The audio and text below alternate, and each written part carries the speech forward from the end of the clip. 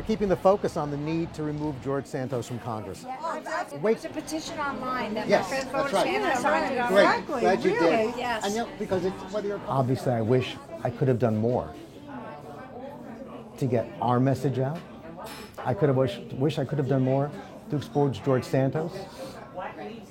I wish we could have done more to get the media's attention. And we had in many ways, a perfect storm, having the primary moved from June to August 23rd.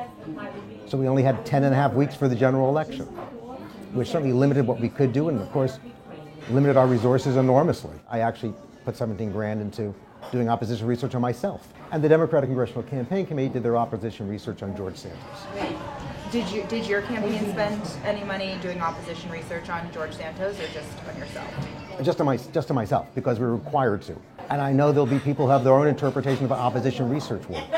This is not just a loss that I faced, but this is a loss that confronts my congressional district, the communities that define my life. I mean, I'm not going to kid you. There are times I've shouted into the pillow a few times, why didn't these stories come out in September and October? We did our best to sound the alarm as best we could. I never comprehended that his entire life would be a lie, honestly, but we saw enough there that we hope would engage more public scrutiny of him. There was a lot of information that was proved that we could use in the campaign that actually was very important. The opposition research showed George Santos' role in the insurrection. Even though he tried to lie about it, it showed that he was actually on video, not just at the Stop the Steal rally, but said he wrote a check to get the insurrectionists out of jail after they assaulted police officers. That he was for a national ban on abortion, actually compared abortion to slavery, and said women would use rape as an excuse to get an abortion. And even though he tried to lie about his position on other issues like Social Security, he wanted to dismantle the program through privatization, the opposition research showed he was for dismantling it. I'm not saying the DCCC didn't miss items in their opposition research, but that's not the point. We were not in a position to send a team to Brazil or hire a genealogist. I asked about his academic career and his employment history. And I was told by a number of opposition researchers that there's no way a political campaign committee is going to get academic or employment history from institutions like NYU or Baruch. It's just unbelievable. Thank you.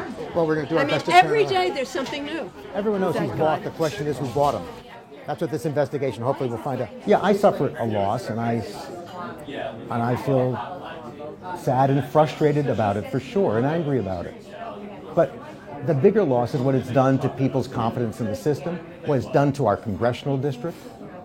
That's the bigger loss that I'm focusing on. And it's a loss that we can correct.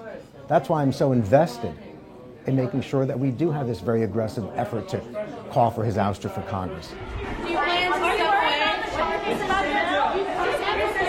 We're going to lose dollars in our district. We're going to lose important funding for serious programs.